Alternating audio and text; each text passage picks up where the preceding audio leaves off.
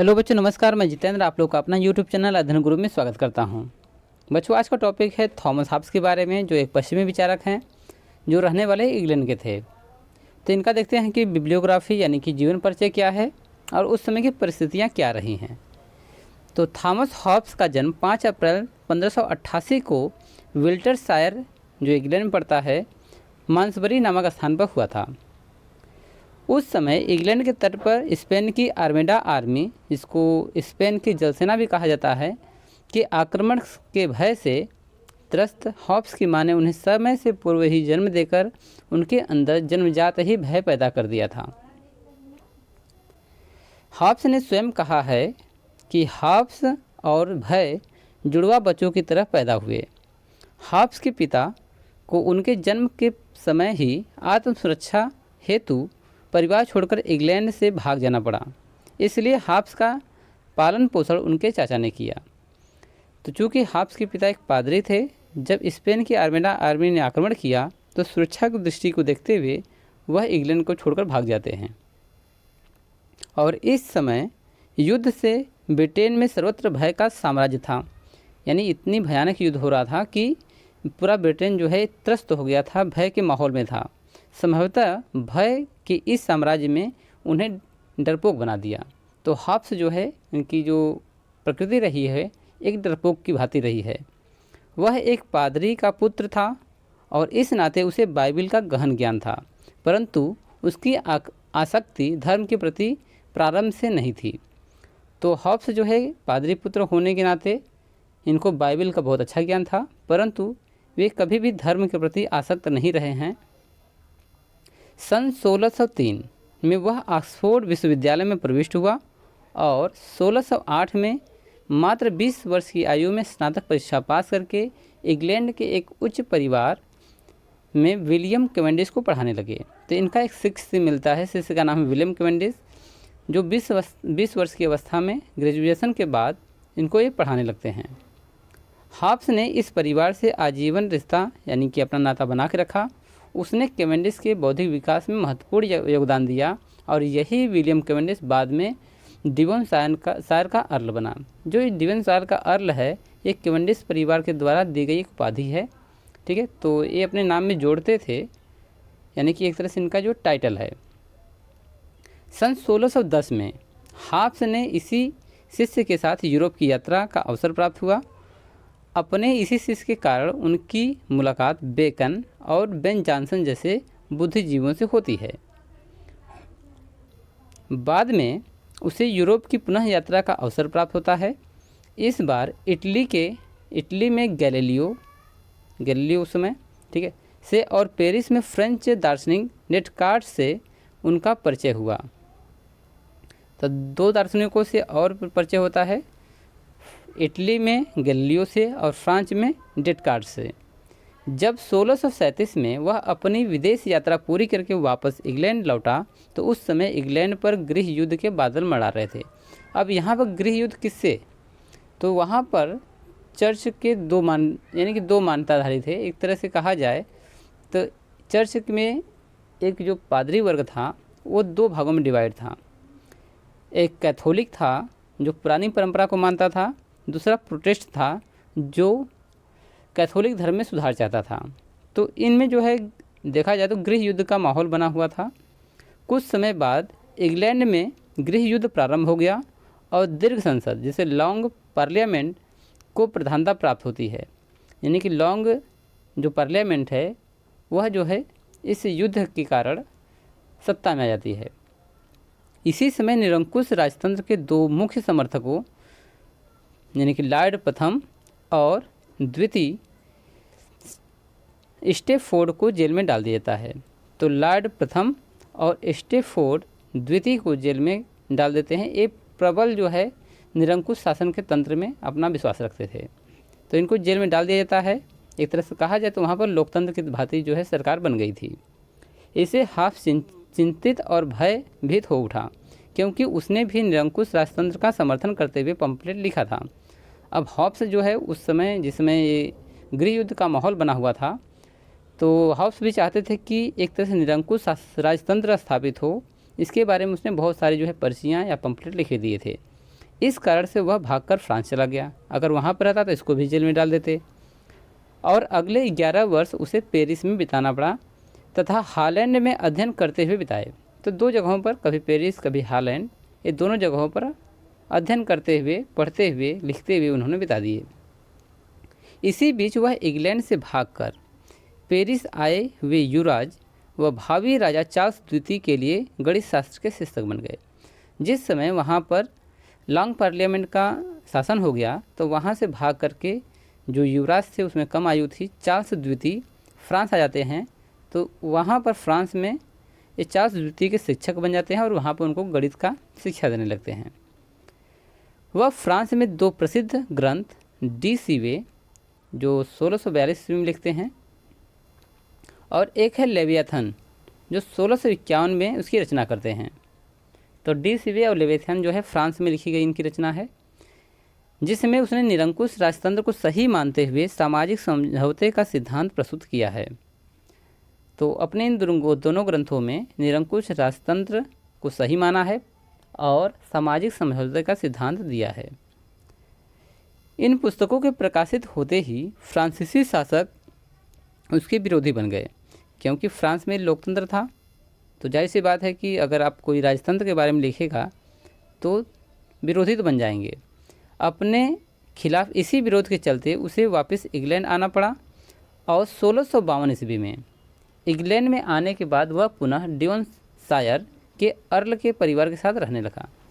तो जो डिवोनशायर हैं यानी कैवेंडिश का परिवार, उनके साथ ही रहने लगते हैं। सन 1660 में कॉमनवेल्थ की समाप्ति पर जब वह पुनः राजतंत्र की स्थापना हुई तो हाब्स का शिष्य चार्ल्स द्वितीय गद्दी पर बैठा। तो सब मिलाकर के जब लॉन्ग पार्लियामेंट भंग हो जाती है, सन 1660 ईस्वी में कॉमनवेल्थ की समाप्ति हो जाती है, तो राजतंत्र की पुनः स्थापना होती है। तो चार्ल्स द्वितीय को गद्दी पर बैठाया जाता है, यानी चार्ल्स प्रथम के जो पुत्र हैं चार्ल्स द्वितीय के सत्तारूढ़ होते ही हाब्स के जीवन से संकट का भय तो कम हो गया, क्योंकि इसने क्या किया था कि निरंकुश शासन राजतंत्र का इन्होंने समर्थन किया था। तो जब राजतंत्र वहाँ दोबारा आता है तो इनके ऊपर से जो खतरे का बादल मंडरा रहे थे वो बिल्कुल हट जाता है। और चार्ल्स द्वितीय ने उन्हें 200 पाउंड वार्षिक पेंशन बांध देते हैं। ठीक है, हर साल उनको 200 पाउंड दिया जाएगा। वह लंदन छोड़कर कैट्सवर्थ में रहने लगा। अब यहाँ पर कैट्सवर्थ जो है एक स्थान है, वहाँ पर रहने का रीज़न ये है कि जो उन्होंने लिखा था इनके विरोधी बहुत ज़्यादा थे, क्योंकि ये पादरी पुत्र थे पर एक कैथोलिक धर्म में विश्वास नहीं रखते थे, जिसके कारण से इनके विरोधी ज़्यादा थे। तो इसके कारण इनको जो है लंदन छोड़ करके कैट्सवर्थ में इनको रहना पड़ा। इस दौरान वह अध्ययनरत रहा और 84 वर्ष की आयु में उसने लैटिन भाषा में अपनी आत्मकथा लिखा और 87 वर्ष की आयु में यूनान के प्राचीन कवि हैं जिनका नाम है होमर की प्रसिद्ध पुस्तकों इलियड और ओडिसी का अंग्रेजी में अनुवाद करके अपनी विलक्षण प्रतिभा का परिचय देते हैं। अंतिम समय तक शारीरिक और मानसिक रूप से स्वस्थ रहते हुए सन 1679 ईस्वी में जब इनकी उम्र जो है लगभग 91 वर्ष 10 माह के आसपास थी, तो इस संसार को अलविदा कह देते हैं।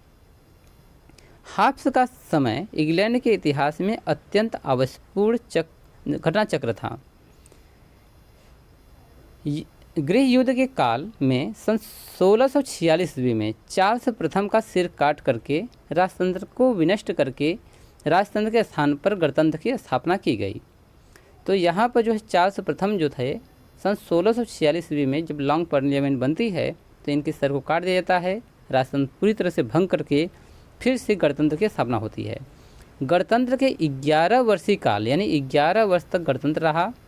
इसके बाद सन 1660 ठीक है में चार्ल्स द्वितीय की अधीनता में राजतंत्र की पुनः स्थापना होती है। तो सन 1646 में चार्ल्स प्रथम की हत्या होती है।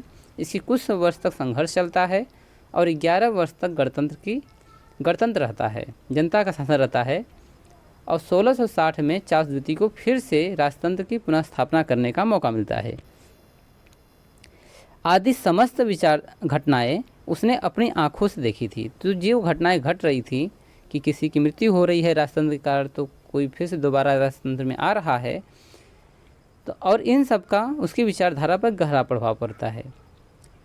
इन घटनाओं और जन्मजात डरपोक स्वभाव ने उसके मस्तिष्क में अराजकता के प्रति घृणा उत्पन्न कर दिया और उसने इस बात पर जोर दिया कि सभ्य तथा प्रगतिशील जीवन का प्रथम शर्त एक दृढ़ और शक्तिशाली सरकार है।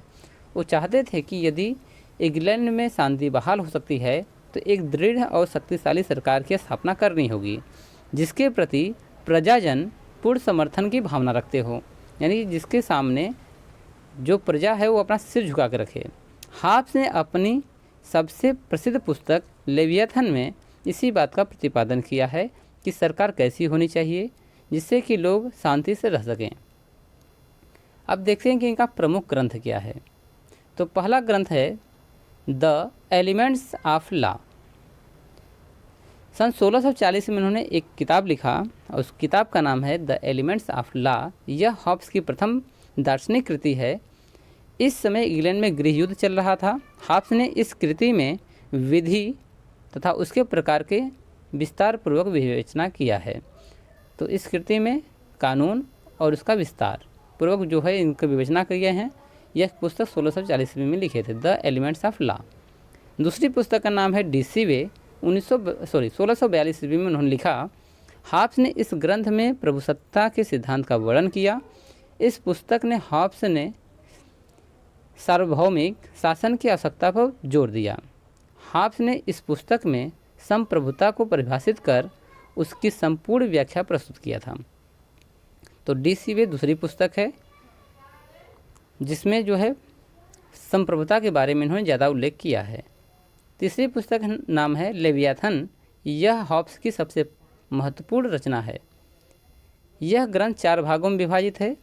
इस ग्रंथ में निरंकुशतावाद राजतंत्र का समर्थन किया गया है।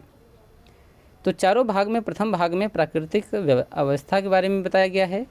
दूसरे भाग में राज्य की उत्पत्ति और संप्रभुता संबंधी विचार प्रस्तुत किए गए हैं और तीसरे और चौथे भाग में राज्य एवं धर्म के बीच संबंध का उल्लेख किया गया है। इस पुस्तक में हॉब्स की वैचारिक प्रौढ़ता एवं परिपक्वता का निर्वाह अन्य ग्रंथ की तुलना में अधिक दिखाई पड़ता है। चलिए, चौथी पुस्तक का नाम है डी कार्पोरे। तो यह पुस्तक सन 1655 ईस्वी में लिखे थे। इस पुस्तक में हॉब्स ने प्रकृति की विवेचना करते हुए यह स्पष्ट किया है कि जनता को संप्रभु यानी शासक का विरोध क्यों नहीं करना चाहिए। हॉब्स ने इस ग्रंथ में सार्वभौम धार्मिक सहिष्णुता का वर्णन करते हुए यह स्पष्ट किया है कि प्रजा का अधिकार है कि वह अपनी इच्छानुसार अपने धर्म के मार्ग पर चलती रहे और अपने संप्रभु का सम्मान करती रहे। तो डी कार्पोरे में उन्होंने ये बताया है कि एक जनता को, प्रजा को अपने राजा का विरोध नहीं करना चाहिए और अपने धर्म के मार्ग पर चलते हुए संप्रभु यानी शासक का सम्मान करे। पांचवी पुस्तक का नाम है डी होमामाइन। यह 1658 में लिखे थे। छठवीं पुस्तक का जो नाम है वह है बीहेमोथ।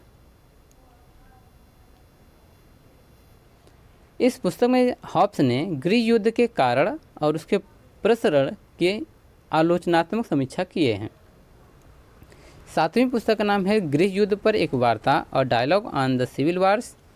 तो 7 पुस्तक इनकी प्रमुख पुस्तकें हैं। सबसे महत्वपूर्ण जो है पुस्तक लेवियाथन है। अब देखते हैं समकालीन परिस्थितियाँ क्या रही हैं उस समय। तो कंटेम्प्रेरी सिचुएशंस। एक प्रबुद्ध राजनीतिक विचारक के रूप में हॉब्स ने अपने विचारों की अभिव्यक्ति के साथ साथ हॉब्स ने निरंकुशतावाद तथा धर्मनिरपेक्षवाद के लिए वैज्ञानिक भूमिका तैयार की है। देखिए, इन बातों में बहुत कुछ लिखा है।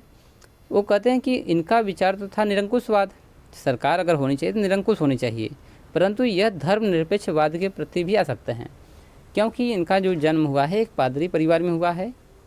इनको जो है बाइबल का संपूर्ण ज्ञान है, परंतु फिर भी ये चाहते हैं कि हम जो है धर्म से न लग रहे हैं, ठीक है, धर्म से हट कर रहना चाहिए। तो इनका जो सिद्धांत रहा है वह निरंकुशतावाद सरकार के विषय में रहा है और इन्होंने धर्म निरपेक्ष पर ज़्यादा बातें की हैं, यानी कि सभी धर्मों के मानने वाले एक साथ रह सकते हैं। हॉब्स ने राजनीति शास्त्र के क्षेत्र में सामाजिक संविदा यानी समझौते के सिद्धांत की नवीन परंपरा को जन्म देकर व उसे विकसित करके महत्वपूर्ण कार्य किया है। तो हॉब्स ने राजनीति के क्षेत्र में सामाजिक संविदा यानी समझौता का सिद्धांत को नवीन परंपरा को जन्म देकर उसे विकसित करके महत्वपूर्ण कार्य किया। इन्होंने ये बताया कि राज्य में कैसे समझौते का सिद्धांत लागू किया गया, राज्य की उत्पत्ति कैसे हुई, इसमें जो है हम लोग यही समझेंगे। हॉब्स ने वैज्ञानिक पद्धति की स्थापना करके राजनैतिक शास्त्र को एक नया आधार प्रस्तुत किया है। तो सबसे पहले देखते हैं कि हॉब्स के चिंतन पर निम्न परिस्थितियों का प्रभाव।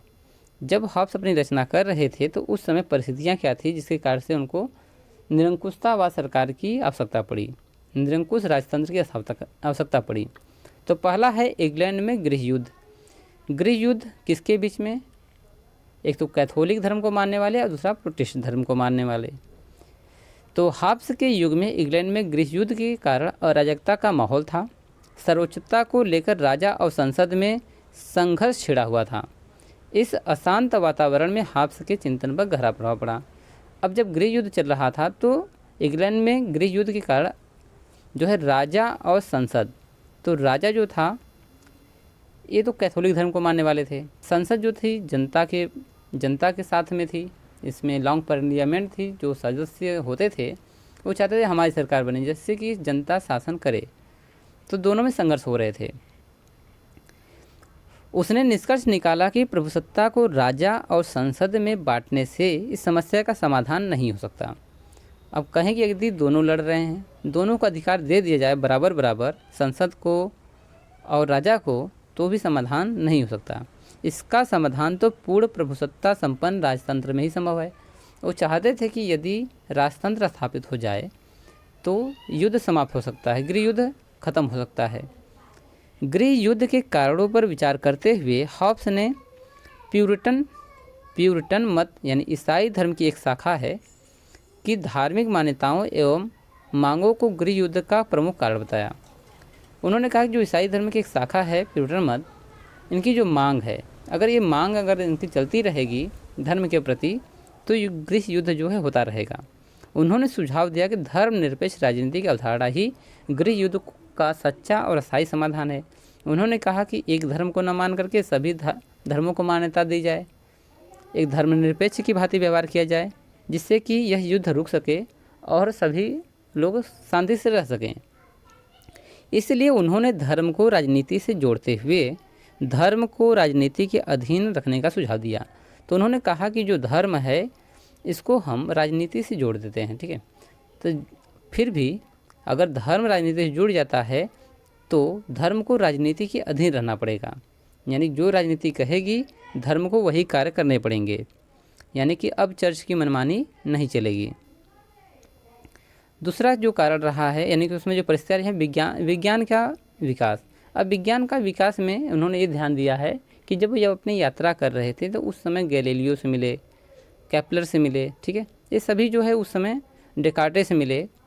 तो हॉब्स का युग विज्ञान का युग था। इस युग में वैज्ञानिक क्रांति का सूत्रपात एवं विकास हो रहा था। हॉब्स विज्ञान की अनदेखी नहीं कर सकता था। वह वही युग था जब केपलर, गैलीलियो, यूक्लिड तथा डेकार्टे की खोजों ने यंत्र विज्ञान की स्थापना करके मानव विकास को प्रभावित किया था। तो अब जिस समय हॉब्स यात्रा कर रहे थे उस समय गैलीलियो, केपलर जैसे महान वैज्ञानिक भी अपनी शोध कर रहे थे, ठीक है। हार्वे तथा गिलबर्ट ने शरीर विज्ञान और चुंबकत्व के बारे में खोजें प्रस्तुत की। अब उसमें हार्वे और गिलबर्ट भी थे जिन्होंने शरीर विज्ञान के बारे में, ऑटोनॉमी और चुंबकत्व के बारे में भी अपनी विचार रखा। हॉब्स ने इस वैज्ञानिक विचारधारा से प्रभावित होकर राजनीति शास्त्र में इनके प्रयोग की स्वीकृति प्रदान कर दी। तो हॉब्स चाहते थे कि राजनीति शास्त्र में जो खोजें हो रही हैं, जो विकास हो रहा है, इसको भी जो है मान्यता मिलनी चाहिए। चलिए आगे जो उस समय जो परिस्थितियाँ रही हैं, सामंतवाद का पतन। तो जिस समय इनका जो है अपनी रचना कर रहे थे उस समय सामंतवाद का पतन हो रहा, डिक्लाइन ऑफ द फ्यूडलिज्म, यानी विज्ञान के आविष्कारों के कारण समाज के परंपरागत ढांचे का पतन होने लगा और एक शक्तिशाली, एक नए सामाजिक वर्ग यानी व्यापारिक वर्ग का उदय हुआ। तो जिस समय आविष्कार हो रहा था, जैसे कि लोगों ने कहा कि पृथ्वी स्थिर है, सूर्य चक्कर लगाता है। फिर गैलीलियो आए, इन्होंने कहा कि नहीं, सूर्य स्थिर है, पृथ्वी चक्कर लगा रही है। तो जिस समय आविष्कार हो रहे थे, तो उस समय जो सामंतवाद था उनका पतन भी हो रहा था। एक नया सामाजिक वर्ग सामने आया जिसको हम व्यापारी कहते हैं। इस नए सामाजिक वर्ग ने सामंतवादी व्यवस्था को चुनौती दी। जो सामंतवादी थे, जो एक तरह से जमींदारी प्रथा के तहत कार्य करते थे, जो जन्मजात अमीर थे, उनको चुनौती देना प्रारंभ कर दिए। हाब्स ने इस वर्ग के प्रति अपनी सहानुभूति प्रकट की। हाब्स ने अपने चिंतन के अंतर्गत राज्य को एक कृत्रिम संस्था और एकमात्र साधन के रूप में माना। तो यहाँ पर जो हाब्स मानते थे कि राज्य जो है प्राकृतिक नहीं है, जबकि एक कृत्रिम संस्था है और यह एक मानव के साधन के रूप में कार्य करता है। उसने व्यक्तियों की पूर्ण समानता के अधिकारों को स्वीकारा है। उसने एक ऐसे निरंकुश राजतंत्र का समर्थन किया जिसमें नवीन बुर्जुआ वर्ग के विकास की पूर्ण संभावनाएं हों। तो अब यहाँ बुर्जुआ जो वर्ग है, यह एक व्यापारिक संगठन है जो कुलीन वर्ग सामंतवाद से थोड़ा सा अमीर हुआ करता था। तो हाब्स ने इनका जो है पुरजोर समर्थन किया है। अब देखते हैं थॉमस हॉब्स की अध्ययन पद्धति क्या रही है। थॉमस हॉब्स का प्रसिद्ध कथन है, ज्ञान का अंत शक्ति है। बहुत अच्छी बात कहा है इन्होंने कि ज्ञान का अंत शक्ति। यह उन्होंने डी कार्पोरे 1655 में जो रचना किया था उसमें लिखा है। थॉमस हॉब्स ने राजनीति विज्ञान का अध्ययन ज्यामिति, भौतिकी और मनोविज्ञान की सहायता से किया था। तो राजनीति विज्ञान का इन्होंने जब भी एग्जाम्पल देना होता था वो ज्यामिति, भौतिकी और मनोविज्ञान की सहायता लेते थे। चलिए आगे उन्होंने कहा कि थॉमस हॉब्स की अध्ययन पद्धति को यांत्रिक भौतिकवाद या वैज्ञानिक भौतिकवाद भी कहा जाता है। थॉमस हॉब्स का यांत्रिक भौतिकवाद मार्क्स के द्वंद्वात्मक भौतिकवाद से अलग है। हॉब्स के अनुसार भौतिक अणु स्वतः गतिशील होते हैं, जबकि मार्क्स का मानना है कि अणुओं को बाहर से गति प्रदान होती है। चलिए, थॉमस हॉब्स विशुद्ध भौतिकवाद के विचारक हैं। तो थॉमस हॉब्स जो है विशुद्ध, इनकी भौतिकवाद जो है शुद्ध नहीं है। हॉब्स के अनुसार व्यक्ति और संपूर्ण विश्व भौतिक अणुओं के समुच्चय से निर्मित है। अब थॉमस हॉब्स का कहना था कि संपूर्ण विश्व जो है वह भौतिक अणुओं के समुच्चय से साथ मिलने से निर्मित हुआ है। उसने राजनीति के अध्ययन में इतिहास व नैतिकता का बिल्कुल भी प्रयोग नहीं किया है। यही जो है प्राचीन दार्शनिकों के बीच में और इनके बीच में अंतर को दिखाता है। इसलिए ओकसाट कहते हैं, थॉमस हॉब्स के ग्रंथ लेवियाथन में को अंग्रेजी साहित्य की सर्वश्रेष्ठ रचना मानता है। जो ओकसाट हैं वो कहते हैं कि जो लेवियाथन है वह अंग्रेजी साहित्य की सबसे अच्छी रचना है। थॉमस हॉब्स ने ऑक्सफोर्ड विश्वविद्यालय में प्रचलित स्कॉलेस्टिक पद्धति का जोरदार खंडन किया। वे इसी विश्वविद्यालय के छात्र रहे थे। स्कॉलेस्टिक पद्धति के द्वारा धार्मिक मान्यताओं को तार्किक रूप में प्रमाणित किया जाता था, तो इसका उन्होंने पुरजोर विरोध किया है। चलिए अब देखते हैं कि हॉब्स संप्रभुता का प्रथम प्रमाणिक विख्याता है, यानी कि संप्रभुता का सिद्धांत क्या है इसको देखेंगे। या फिर कह सकते हैं कि हॉब्स आधुनिक संप्रभु राज्य के पिता के रूप में हैं। ठीक है, Hobbes as the father of modern sovereign state. चलिए इसको देख लेते हैं थोड़ा से। आधुनिक अर्थ में प्रभु सत्ता का अर्थ कानून बनाने और उसका प्रशासन करने के लिए राज्य का अनियंत्रित एवं सर्वोच्च अधिकार है, जिससे राज्य को पूरा निग्रह बल प्राप्त होता है। तो यहाँ पर आधुनिक में इस समय जो है प्रभु सत्ता का जो अर्थ है कि प्रशासन करने के लिए राज्य का अनियंत्रित एवं सर्वोच्च अधिकार है, इस पर किसी का नियंत्रण नहीं है, संपूर्ण अधिकार जो है राज्य को प्राप्त है। व्यक्ति के संबंधों को नियमित व अनुशासित करने का अंतिम उपाय राज्य ही करता है। आधुनिक युग में राज्य का सबसे महत्वपूर्ण तत्व प्रभु सत्ता है, क्योंकि इसके कारण ही राज्य अपने क्षेत्र में रहने वाले साथी व्यक्तियों तथा व्यक्ति समुदाय को आदेश देने और उसका पालन करवाने की शक्ति है। तो प्रभु सत्ता के आधार पर राज्य जो है व्यक्तियों से काम करवाने, आदेश प्राप्त करने, आदेश देने की शक्ति प्राप्त है।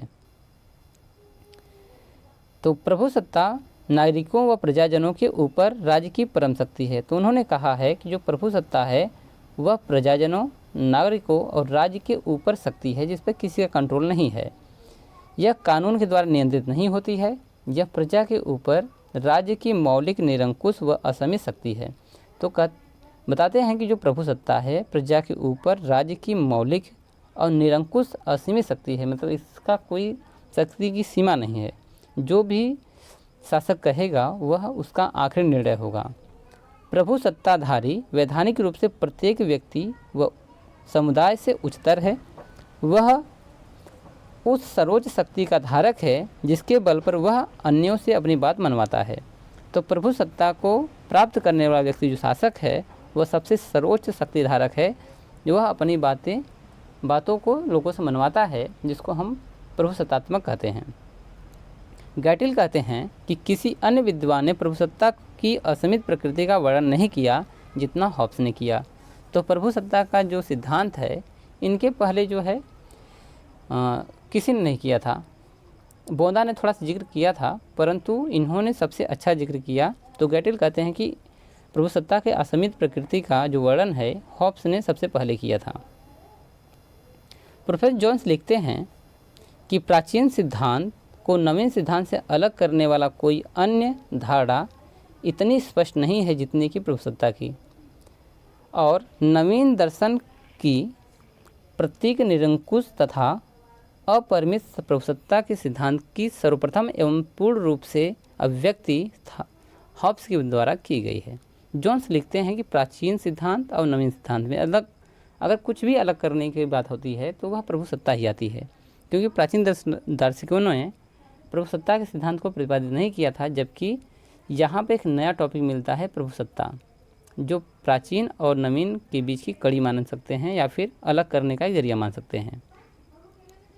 यद्यपि हॉब्स से पूर्व बोंदा यह कह चुका था कि प्रभुसत्ता राज्य की वह सर्वोच्च शक्ति है जिस पर कानून का कोई बंधन या सीमा नहीं है। बोंदा ने भी इस पर बात किया था, क्योंकि उन्होंने कहा था कि प्रभुसत्ता वह शक्ति है जिस पर किसी का अधिकार नहीं, परंतु बाद में बोंदा ने क्या किया कि उस पर कुछ प्रतिबंध लगा दिए थे। तथापि वह इतना अवश्य मानता था कि प्राकृतिक कानून, संवैधानिक कानून, ईश्वरीय कानून तथा अपनी संपत्ति की रक्षा करने का व्यक्ति का अधिकार, ये सब संप्रभुता की सीमाएं निर्धारित करते हैं। इस प्रकार हम उसके सिद्धांत में एक अस्पष्ट किंतु निश्चित असंगति पाते हैं। इस असंगति का मुख्य कारण यह प्रतीत होता है कि उसने प्रभुसत्ता की धारणा का पूर्ण रूप से विश्लेषण नहीं किया।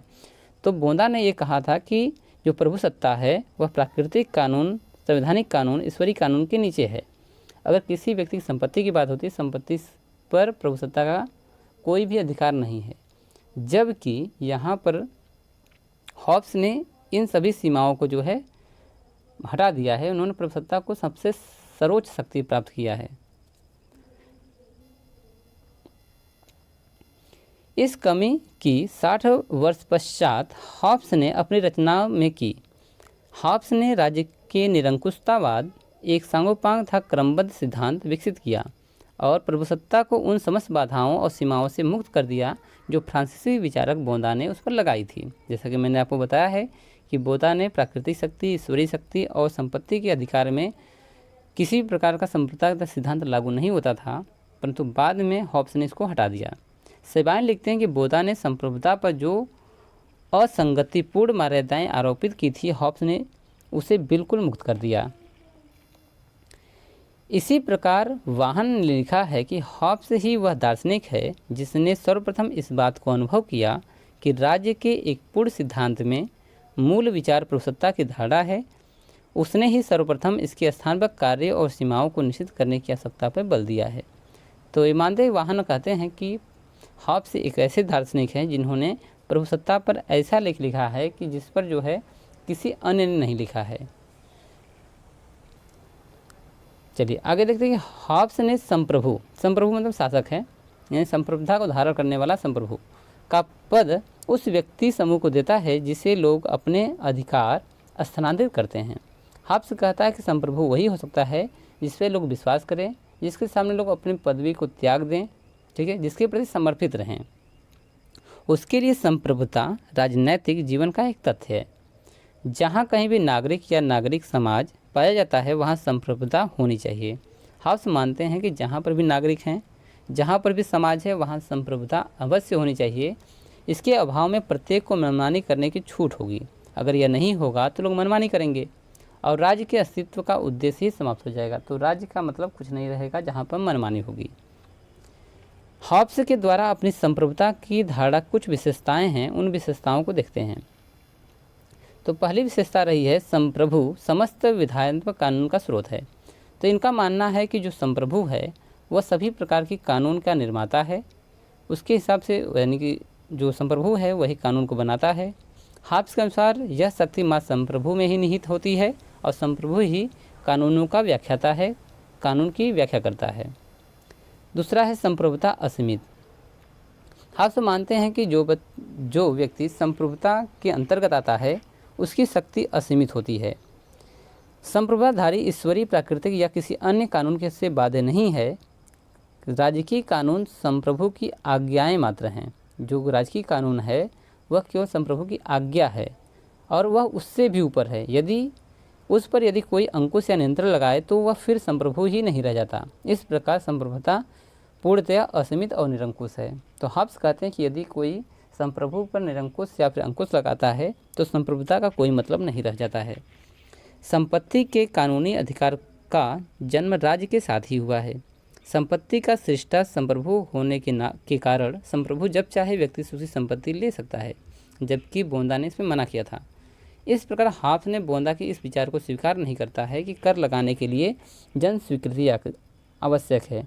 बोंदा कहते हैं कि जब किसी व्यक्ति पर कर लगाना हो तो जनता से पूछ कर लगाना चाहिए या फिर संसद में या लोगों से विचार विमर्श करके लगाना चाहिए। जबकि यहाँ पर हॉब्स कहते हैं कि संपत्ति के विषय में एक संप्रभु को पूछने की आवश्यकता नहीं है। तीसरा है संप्रभु प्रशासनिक शक्तियों का एकमात्र स्रोत है। तो संप्रभु जो है सभी प्रकार के प्रशासनिक कार्यों के लिए कानून का निर्माण करता है।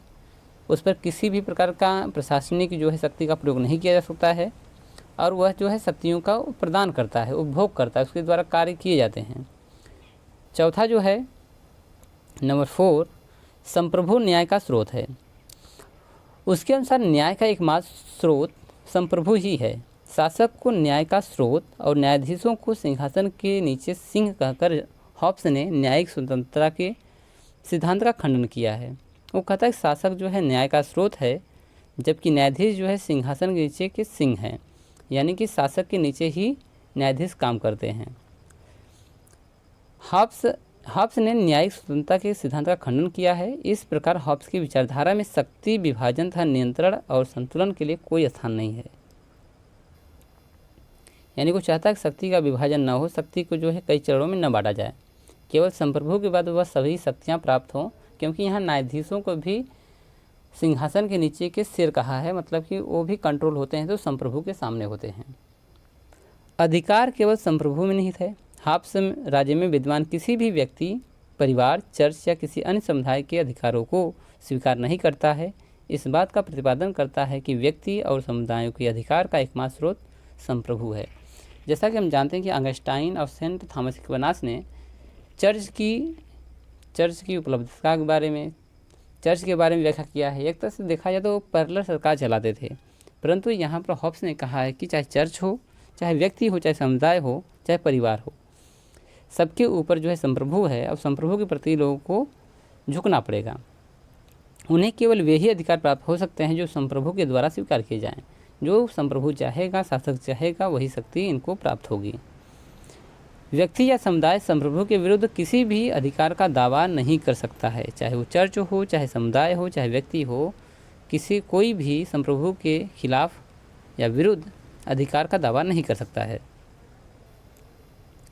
चलिए, युद्ध और शांति का निर्णायक। जो संप्रभु होता है वह युद्ध और शांति का निर्णायक भी होता है। वह अपनी इच्छा से शांति भी कर सकता है, युद्ध भी करवा सकता है, समझौता भी करवा सकता है।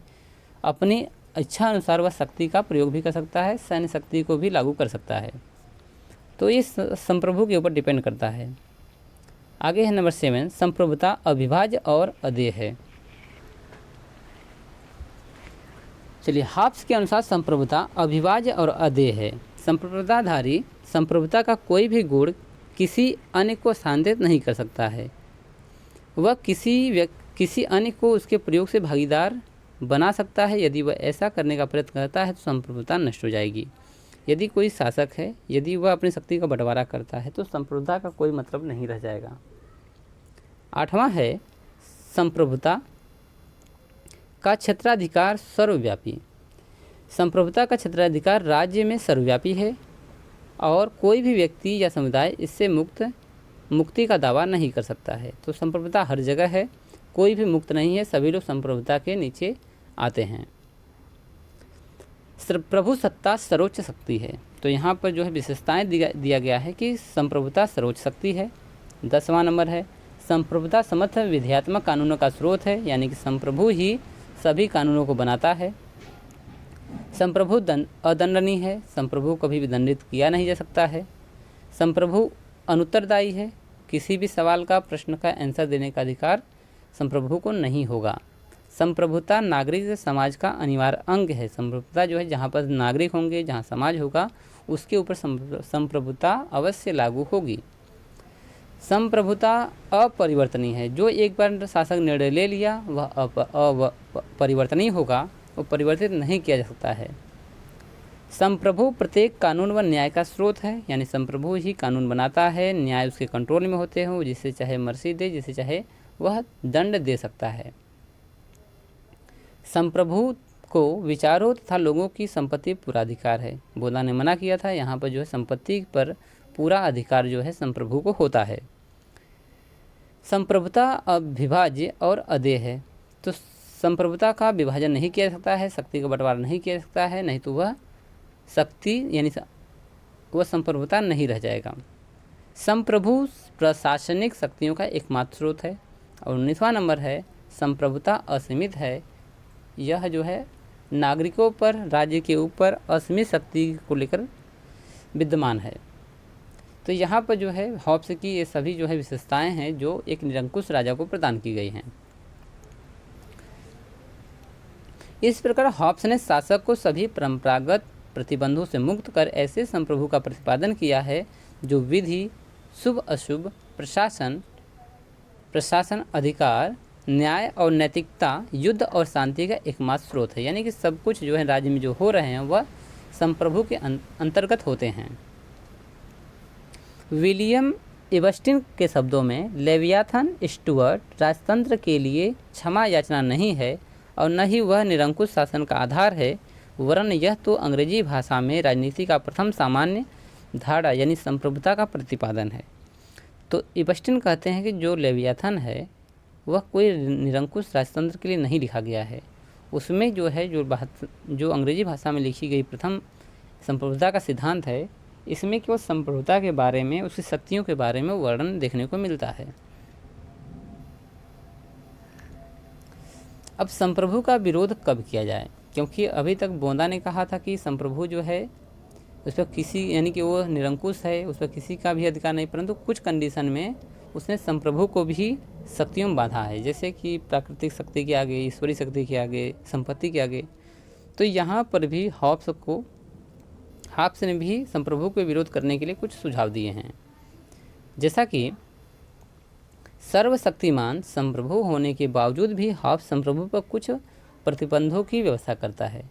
हॉब्स ने कुछ विशेष परिस्थितियों में संप्रभु की आज्ञाओं का उल्लंघन करने का अधिकार जनता को प्रदान किया है। यद्यपि हॉब्स ने संप्रभुता को सर्वशक्तिमान, अविभाज्य, अखंड, अदेय माना है, फिर भी उसने कहा कि यदि संप्रभु किसी व्यक्ति को अपनी दया करने, अपना अंग भंग करने, अपने आक्रमणकारियों का विरोध करने अथवा जीवन को कायम रखने वाली वस्तुओं का प्रयोग न करने का आदेश देता है तो संप्रभु का विरोध किया जा सकता है। तो यदि संप्रभु ये कहता है कि तुम आत्महत्या कर लो, अपने अंग काट लो, या फिर कोई आप पर आक्रमण किया है, आप सुरक्षा ना करो, तो इस कंडीशन में आप जो है संप्रभु का विरोध कर सकते हैं।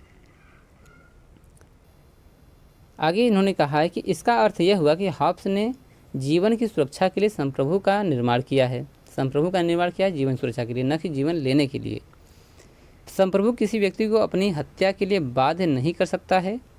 व्यक्ति ने आत्मरक्षा हेतु समझौता किया है। तो यहाँ पर जो व्यक्ति परक जो हम लोग बातें करेंगे, तो कहा व्यक्ति ने आत्मरक्षा हेतु समझौता किया है और संप्रभु का कर्तव्य बन जाता है कि वह मनुष्यों के जीवन की रक्षा करे। अब जब यहाँ पर हम लोग पढ़ेंगे कि राज्य की उत्पत्ति कैसे होती है, तो हॉब्स ने ये बताया कि राज्य में जब पहले जो था, लोग किसी कंट्रोल में नहीं थे, सब लोग अपने अपने लाभ के लिए एक दूसरे से लड़ते झगड़ते रहते थे, जिसके कारण से लोगों को हमेशा चिंता बनी रहती थी कि कौन किसकी बारी आएगी, कब किसकी हत्या हो जाएगी, कब किसको मार डाला जाएगा, कब किसकी संपत्ति छीन ली जाएगी। इस हिसाब से उन्होंने जीवन का समझौता किया। तो संप्रभु जीवन देने का जो है समझौता किया है, न कि जीवन लेने का। इसलिए यहाँ पर एक कहा गया है कि आप शासक को संप्रभु के प्रति आप जो है यहाँ विरोध दिखा सकते हैं। संप्रभु न्याय विरुद्ध कार्य नहीं कर सकता है, संप्रभु असामान्यतया हो सकता है, किंतु वह किसी के जीवन का अधिकार को नहीं छीन सकता है। हाँ, ये कहा गया कि संप्रभु जो हो सकता है कि कभी वह अपने लाभ के लिए काम करे, परंतु वह जीवन को, किसी के जीवन को छीन नहीं सकता है, मारने का अधिकार उसको नहीं दिया जाता है। हॉब्स कहता है कि यदि संप्रभु व्यक्ति के जीने के आत्मरक्षा व स्थायित्व के अधिकार को छीनता है, तो उसके विरुद्ध विद्रोह या क्रांति करना जनता के लिए आवश्यक हो जाता है। चलिए अब देखते हैं कि संप्रभुता सिद्धांत का मूल्यांकन एवं आलोचनाएं। तो जहाँ पर संप्रभुता के बारे में बहुत सारी विशेषताएं हैं, तो यहाँ पर आलोचना भी देखने को मिलता है। हॉब्स ने राज्य और समाज एवं राज्य और सरकार में कोई भेद नहीं किया है। हॉब्स एक शक्तिशाली राजतंत्र के पक्ष में है। उन्होंने कानून व नैतिकता में कोई अंतर न करके मूल स्रोत एक ही माना है। हॉब्स के अनुसार शासक ही राज्य और समाज दोनों का निर्माण करता है। तो हॉब्स ने जो है किसी में अंतर नहीं किया है, वो मानता है कि शासक ही राज्य का निर्माण करता है। हॉब्स संप्रभुता का अविभाज्य व अदेय मानता है। यदि संप्रभुता का विभाजन किया गया तो सत्ता का अस्थायीपन नष्ट हो जाएगा। हॉब्स द्वारा समर्थित निरंकुश प्रभुसत्ता के पक्ष में दी गई दलीलें व्यवहारिक व उपयोगी हैं। हॉब्स ने राज्य के दैवीय उत्पत्ति के सिद्धांत का विरोध करके नया सिद्धांत पेश करने का सफल प्रयास किया है। हॉब्स का यह सिद्धांत जिस समय इंग्लैंड में गृहयुद्ध चल रहा था, उस समय को महत्वपूर्ण सिद्धांत है। यानी कि जब हॉब्स ने अपना सिद्धांत दिया तो उस समय इंग्लैंड में एक तरह से गृहयुद्ध चल रहा था, तो उस हिसाब से अच्छा इन्होंने सिद्धांत दिया है। शक्तिशाली शासक का अभाव में गृहयुद्ध से निपटना मुश्किल होता है। तो शक्तिशाली शासक का अभाव, यानी शक्तिशाली शासक नहीं है तो गृहयुद्ध जो है बढ़ता चला जाएगा, इसे नहीं निपटा जा सकता है। उसका यह सिद्धांत आज भी कानूनी मान्यता प्राप्त सिद्धांत है। आज भी यदि देखा जाए तो यदि कहीं दंगे फसाद हो जाते हैं, अगर सरकार निर्बल है तो यह कुछ ज़्यादा ही चलता है। यदि सरकार मजबूत है तो इस पर हम निजात जल्दी पा लेते हैं। इतने महान योगदान के बाद भी हॉब्स की संप्रभुता सिद्धांत की बहुत सारी आलोचनाएं की गई हैं, जिसमें पहला बताया गया कि हॉब्स के संप्रभु की निरंकुशता अतार्किक है। तो लोगों ने कहा कि जो हॉब्स ने संप्रभु की निरंकुशता का जो तर्क दिया है वो अतार्किक है, यानी कि तार्किक नहीं है, वो सही नहीं है। दूसरा उन्होंने आलोचना किया कि अव्यवहारिक सिद्धांत है, यह व्यवहार में कभी लाया नहीं सकता है। ठीक है, ये अव्यवहारिक है। तीसरा उन्होंने कहा कि व्यक्तियों की दुष्ट प्रवृत्तियों पर अंकुश हेतु निरंकुश शासन की आवश्यकता नहीं है। उन्होंने कहा कि ये व्यक्ति तो दुष्ट हो सकता है, परंतु निरंकुश शासन ही उसको कंट्रोल करे यह जरूरी नहीं है। उसको प्यार से भी, दया के माध्यम से, जिससे कि इस समय भी निरंकुश शासन नहीं है, फिर भी हम दुष्ट व्यक्तियों को दंडित कर सकते हैं, करते भी हैं। तो लोगों ने कहा कि निरंकुश शासन होना किसी दुष्ट प्रवृत्ति के व्यक्ति को सुधारने के लिए ज़रूरी नहीं है, वह किसी अन्य तरीके से भी सुधारा जा सकता है। सिद्धांत में विरोधाभास। अब यहाँ पर इन्होंने ये कहा है कि सिद्धांत जो है इनमें काफ़ी विरोधाभास हैं। आत्म त्याग मानव प्रकृति से मेल नहीं खाता। अब कोई भी इंसान है वह स्वतंत्र रहना चाहता है। यदि निरंकुश शासन के प्रति उत्तरदायी होगा तो उसमें स्वतंत्रता कहाँ रही। तो इसलिए इंसान जो है आत्मत्याग नहीं कर सकता है, यह इंसान की प्रकृति के बिल्कुल बेमेल है। हॉब्स के अनुसार शक्ति ही न्याय का आधार है। हॉब्स ने कहा कि जिसके पास शक्ति है वो न्याय है, जबकि यहाँ पर शक्ति पर नहीं, जबकि इच्छा पर निर्भर करता है। आज की हम सरकारें देखते हैं कि लोगों की इच्छा होती है, न कि शक्ति। हॉब्स की संप्रभुता अतिशयोक्तिपूर्ण है। जो हॉब्स की संप्रभुता है वह एक मजाकिया तौर पर लोगों ने माना आलोचना किया है। शक्ति और भय पर आधारित सिद्धांत, जो हॉब्स ने जो अपना दिया है सिद्धांत, वह शक्ति और भय पर आधारित है। यदि भय खत्म होगा तो निरंकुश शासन खत्म होगा। वास्तविक सरकार का समर्थन, तो वास्तविक सरकार का उस समय जो परिस्थितियाँ थी उस समय ये सही है, परंतु आज के समय में यह सिद्धांत लागू नहीं होता है। चलिए अब देखते हैं कि हॉब्स के संप्रभुता से संबंधित विचार उस समय के सबसे क्रांतिकारी विचार हैं। तो जिस समय उन्होंने दिया है उस समय यह सिद्धांत काफ़ी क्रांतिकारी रहा होगा, क्योंकि लोग जो है गणतंत्र के लिए और राजतंत्र के लिए आपस में लड़ भिड़ रहे थे। तो उस समय एक क्रांतिकारी विचार था कि यदि गणतंत्र होता तो आज भी वह इंग्लैंड में न होकर के कहीं विदेश में होते। उस समय इंग्लैंड में गृह युद्ध की स्थिति बनी हुई थी। लोगों को ध्यान आकर्षित करने का, क्रामवेल सत्ता का समर्थन करने के लिए इससे बढ़कर उपयोगी कोई अन्य सिद्धांत नहीं था। तो अब जब जिस समय क्रामवेल की सरकार थी उस समय हॉब्स ने अपना सिद्धांत दिया तो लोगों का जो ध्यान है वह हॉब्स की तरफ चला गया। और हॉब्स ने स्पष्ट किया कि जब कोई समाज राजनीतिक विघटन, अशांति और अराजकता के दौर से गुजर रहा हो तो समाज के एक आदर्श के रूप में संप्रभु के पास असीमित और सर्वोच्च शक्ति का होना अति आवश्यक है। तो उन्होंने कहा कि जिस समय कोई समाज विघटन की रास्ते पर हो, अशांति के हो या फिर अराजकता पर हो, तो एक ऐसा व्यक्ति होना चाहिए, ऐसा एक शासक होना चाहिए जिसके पास असीमित शक्ति हो। ऐसी स्थिति में संप्रभुता यानी संप्रभु जनता को सुरक्षा प्रदान कर सकता है। अतः हॉब्स के संप्रभु सिद्धांत का उद्देश्य यह स्पष्ट करना है कि एक सर्वोच्च शक्ति संपन्न संप्रभु ही गृहयुद्ध या अराजकता की स्थिति में राजनैतिक समाज को उभार सकता है। तो उन्होंने कहा कि कोई एक ऐसा व्यक्ति होना चाहिए जिसके पास असीमित शक्ति हो, वही समाज में शांति ला सकता है, समाज को सुधार सकता है, अराजकता को दूर कर सकता है। चलिए अब देख लेते हैं कि हॉब्स का सामाजिक समझौता का सिद्धांत क्या है। सोशल कॉन्ट्रैक्ट, सामाजिक समझौता। हॉब्स के अनुसार मनुष्य अपने स्वभाव से एक असामाजिक प्राणी है और मानव को केवल निरंकुश राजतंत्र द्वारा ही शासित किया जा सकता है। हॉब्स ने कहा है कि जो इंसान है वह अपने स्वभाव से असामाजिक प्राणी है, वो समाज में नहीं रहना चाहता है। फिर भी उन्होंने समाज का निर्माण किया है। तो एक समाज यानी कि एक इंसान के ऊपर एक राज्य को सही तरीके से चलाने के लिए निरंकुश राजतंत्र की आवश्यकता पड़ती है। मनुष्य अपने तर्क व विवेक द्वारा प्राकृतिक अवस्था से छुटकारा पा सकता है।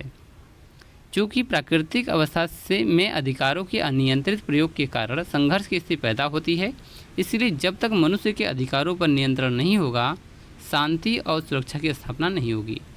अब एक इंसान की इच्छा होती है कि उसके पास बहुत सारी चीज़ें हों, तो यदि कोई ऐसी संस्था नहीं होगी जो इनके अधिकारों को नियंत्रित करे, तब तक शांति सुरक्षा की भावना उत्पन्न नहीं होगी। विवेक से प्रेरित होकर मनुष्य आपस में समझौता करके अपने अधिकारों को किसी एक व्यक्ति या समूह को सौंप देते हैं। अब जब सभी लोग अपने अपने लाभ के बारे में सोचने लगते हैं तो यहाँ पर समझौता करना पड़ता है कि चलो ठीक है कि हम अपने अधिकार किसी एक ऐसे व्यक्ति को देते हैं जो हमारे लिए कार्य करेगा। यह सामाजिक समझौता ही राज्य यानी कॉमनवेल्थ की उत्पत्ति का सिद्धांत है। इसी सिद्धांत का आधार वैज्ञानिक भौतिकवाद है और यह सिद्धांत इंग्लैंड के राजनीतिक अराजकता व सामाजिक स्थिति से भी प्रभावित हुआ है। हॉब्स के यहाँ राज्य की उत्पत्ति के संबंध में दो प्रकार का उल्लेख मिलता है। पहला संस्था द्वारा और दूसरा अर्जन द्वारा। सामाजिक समझौते के सिद्धांत में हॉब्स ने प्रथम प्रकार को मान्यता दी है। उन्होंने कहा कि जो संस्था द्वारा है यह राज्य की उत्पत्ति का सिद्धांत है। हॉब्स के अनुसार व्यक्ति ने आत्मरक्षा का अस्थायी हल तलाशने के लिए पारस्परिक समझौते द्वारा प्रभुत्व संपन्न राज्य की स्थापना की ताकि प्राकृतिक अवस्था के सारे दोषों से छुटकारा मिल सके। अब हॉब्स ने कहते हैं कि व्यक्ति जो है आत्म सुरक्षा का अस्थायी हल तलाशने लगा और ऐसा समझौता किया कि जिससे लोगों को प्राकृतिक अवस्था के सारे दोषों से मुक्ति मिल सके। चलिए तो आगे देखते हैं कि हॉब्स की राजनीतिक विचारधारा में सर्वप्रथम स्थान उसके सामाजिक समझौता सिद्धांत का है। जिसका वर्णन उसे विभिन्न चरणों में किया है। तो यदि हम यहाँ हॉब्स को पढ़ रहे हैं तो उनके सामाजिक समझौते के सिद्धांत कारण पढ़ रहे हैं। ठीक है, चलिए तो पहला है मानव स्वभाव की व्याख्या। यहाँ पर हॉब्स ने मानव स्वभाव के बारे में बातें की है। हॉब्स का मूल मंत्र स्वयं को पढ़ो। उन्होंने कहा है कि स्वयं को पढ़िए और जानिए, रीड थाई सेल्फ। और वह इस बात पर बल देता है कि राजनीतिक समाज का प्रत्येक अध्ययन मानव स्वभाव के चिंतन से प्रारंभ होना चाहिए। यानी कि आप खुद को जानिए, फिर वहाँ से जो है आप अध्ययन करिए समाज का। मानव स्वभाव के संबंध में हॉब्स के विचार हमें सबसे पहले 1640 ईस्वी में प्रकाशित डी कार्पोरे पॉलिटिको में मिलती है। तो 1640 ईस्वी में उन्होंने एक पुस्तक लिखा है डी कार्पोरे, उसमें इनका ये विचार मिलता है।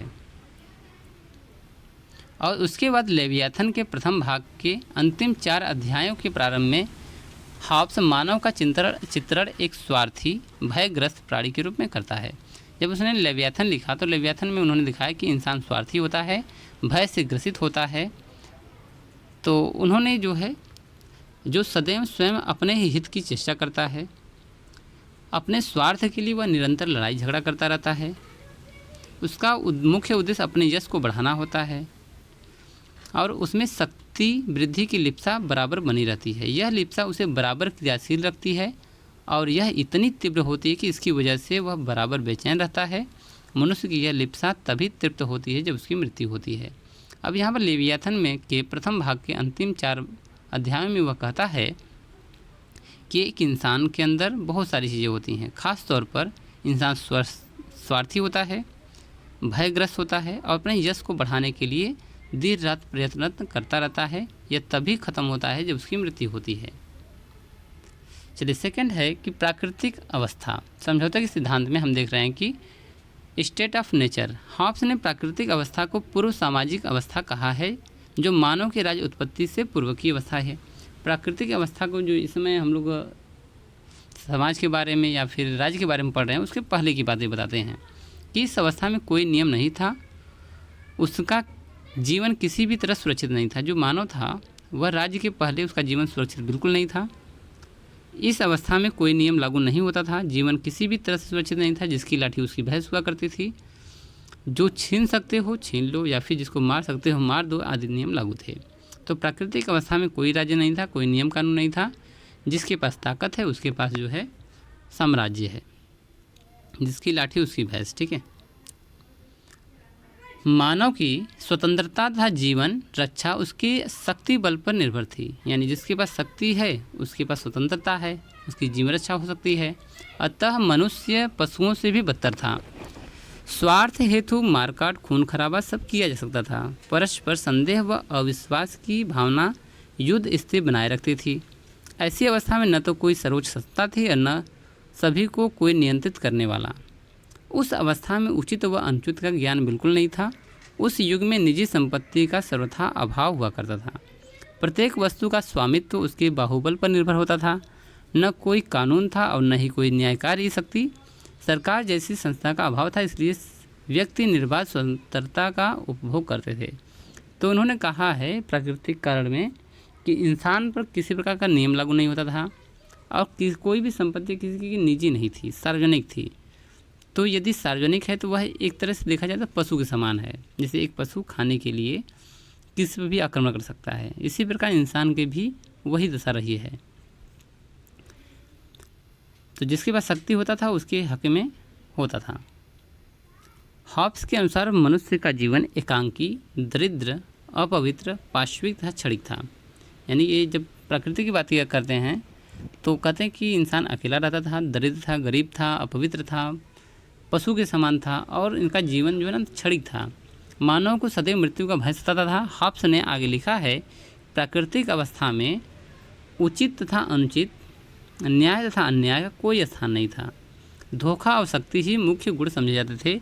जो धोखा दे सकता है, जिसके पास शक्ति है, वही उसके पास गुण है। समझौते का सिद्धांत। अब देखो, जब इंसान एक पशुवत व्यवहार करने लगे, उसके अंदर थोड़ा सा नॉलेज आ जाए कि अपनी जान माल की हिफाजत कर सके, तो वह समझौता करेगा।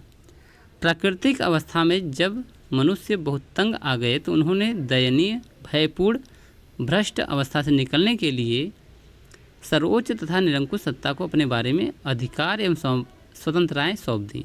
अब उन्होंने कहा कि यदि हम हमेशा लड़ेंगे, झगड़ेंगे, मरेंगे, तो इससे अच्छा है कि हम ऐसे ही सरकार की व्यवस्था करें जो हमारी रक्षा कर सके।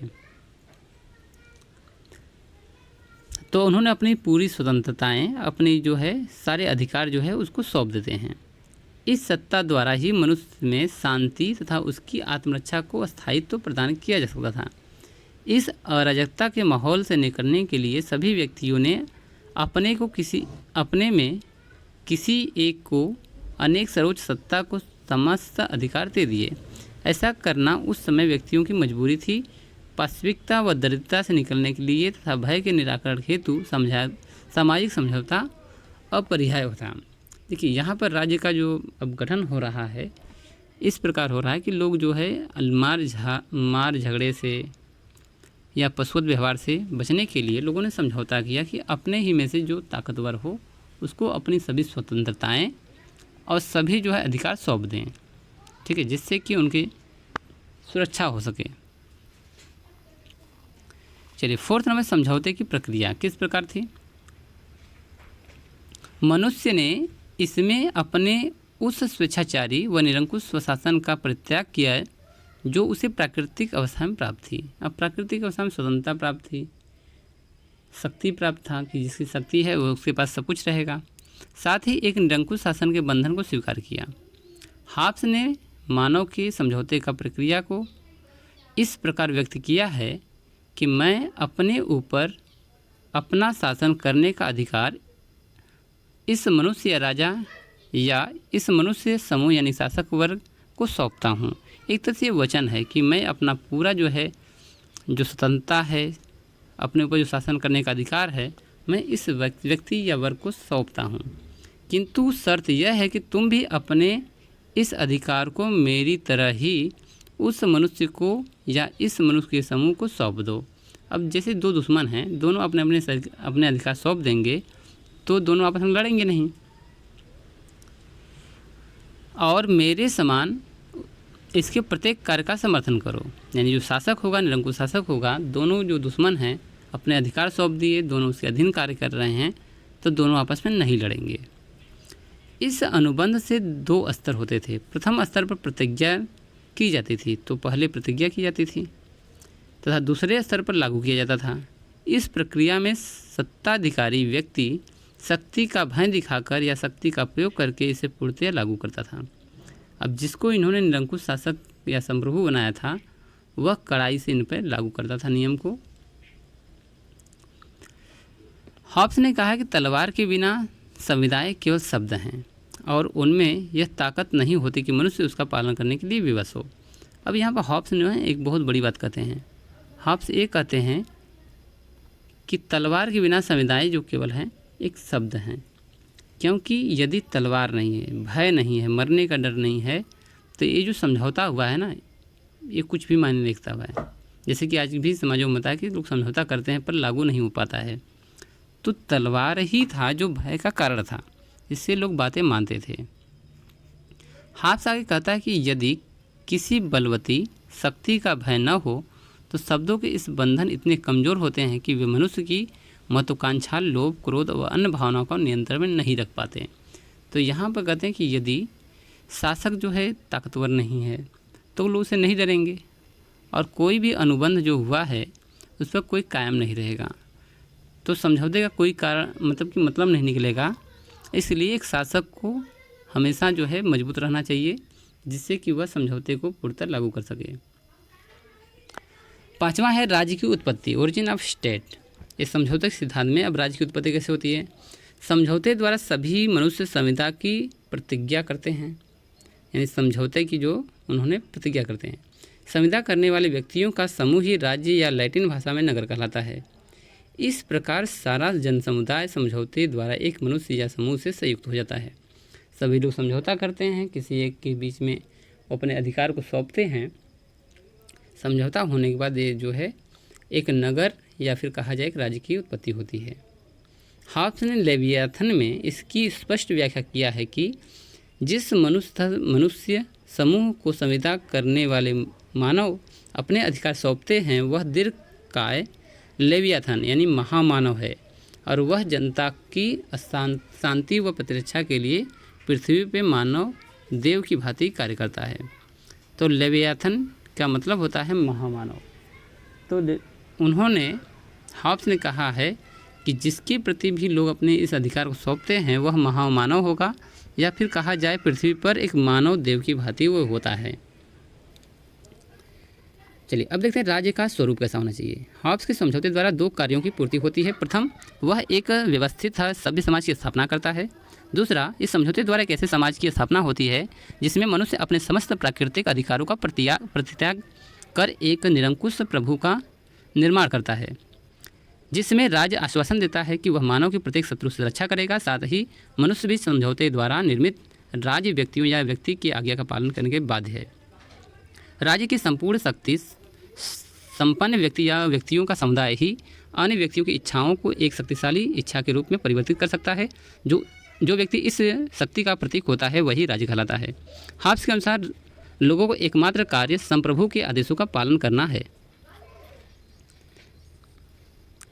इस प्रकार हॉब्स का मानना है कि सारे व्यक्ति इसको मनाने के लिए बाध्य हैं। इस समझौते से संप्रभु को असीमित शक्तियाँ प्राप्त हो जाती हैं। हॉब्स का संप्रभु यानी कि राज्य या लेवियाथन पूर्ण रूप से निरंकुश है। समझौते के द्वारा अनेक इच्छाओं के स्थान पर एक इच्छा का निर्माण होता है। संप्रभु के आदेश से ही कानून होते हैं। उसका प्रत्येक कार्य न्यायपूर्ण होता है। अतः समझौते के बाद समाज व राज्य का प्रादुर्भाव हुआ। कला, साहित्य, व्यापार आदि का श्री गणेश हुआ। हॉब्स के शब्दों में महामानव यानी कि लेवियाथन अथवा राज्य उस मर्त्य प्रभु का इसी प्रकार से जन्म होता है। यही मर्त्य प्रभु है जिसकी कृपा पर अमर ईश्वर की छत्र छाया हमारी शांति और सुरक्षा निर्भर करती है। सामाजिक समझौते द्वारा हॉब्स निरंकुश राजतंत्र एक राज्य की स्थापना करता है।